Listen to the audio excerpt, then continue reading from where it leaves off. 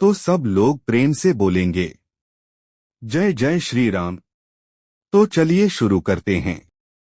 कामदा एकादशी के दिन भगवान वासुदेव का पूजन किया जाता है। इस एकादशी व्रत को भगवान विष्णु का उत्तम व्रत कहा गया है।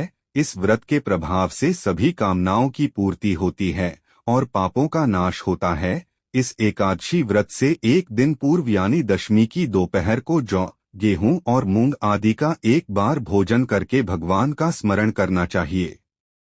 कामदा एकादशी व्रत 2024 19 अप्रैल 2024 शुक्रवार। कामदा एकादशी व्रत पूजा विधि।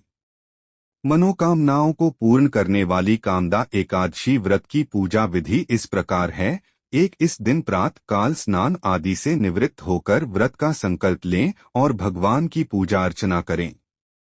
2 पूरे दिन समय समय पर भगवान विष्णु का स्मरण करें और रात्रि में पूजा स्थल के समीप जागरण करना चाहिए। 3 एकादशी के अगले दिन यानी द्वादशी को व्रत का पारण करना चाहिए। 4 एकादशी व्रत में ब्राह्मण भोजन और दक्षिणा का महत्व है, इसलिए पारण के दिन ब्राह्मण को भोजन कराएं व दक्षिणा देकर विदा करें। इसके बाद ही भोजन ग्रहण करें। पौराणिक कथा। कामदा एकादशी की कथा भगवान श्री कृष्ण ने पांडु पुत्र धर्मराज युधिष्ठिर को सुनाई थी। इससे पूर्व राजा दिलीप को वशिष्ठ मुनि ने इस व्रत की महिमा सुनाई थी, जो इस प्रकार है। प्राचीन समय में पुंडरीक नामक राजा भोगीपुर नगर में राज्य करता था। उसके नगर में अनेक अप्सरा, किन्नर और गंधर्व वास करते थे और उसका दरबार इन लोगों से भरा रहता था। वहाँ हर दिन गंधर्वों और किन्नर का गायन होता था। नगर में ललिता नामक रूपसी अप्सरा और उसका पति ललित नामक श्रेष्ठ गंधर्व रहते थे। दोनों के मध्य अपार स्नेह था और वे हमेशा एक दूसरे की यादों में खोए रहते थे।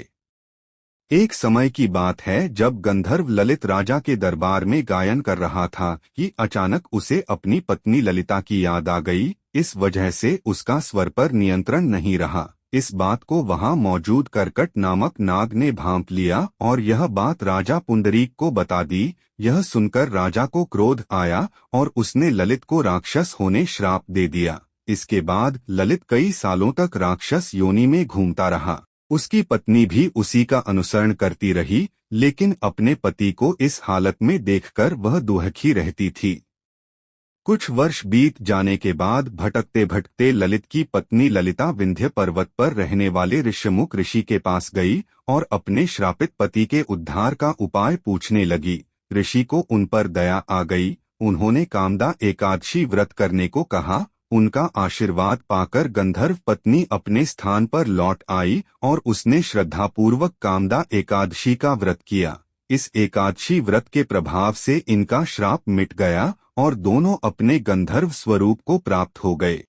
ऐसे ज्ञानवर्धक वीडियो के लिए सब्सक्राइब करें हमारे YouTube चैनल को। जय श्री राम सभी को।